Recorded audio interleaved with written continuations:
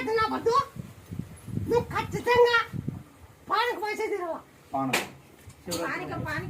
అయినా కూడా మీ పిల్లలు పెద్దగైనా ఏమైనా కూడా మీరు ఖచ్చితంగా శివరాత్రి రాకపోతే పానకం వేయలేవా అట్లయితే మా అన్నకు చెప్తా శివుని యొక్క వరం నీకు ఇస్తానే బ్రహ్మయ్య చేస్తామమ్మా.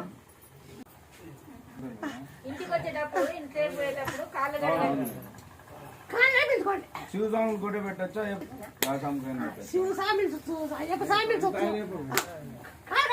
సరేలేవా అందుకే ఆయన అనుగ్రహం ఉండాలని శివుని అనుగ్రహం ఆయన దగ్గర ఉంటుంది ఆయన అనుగ్రహం ఉండాలని.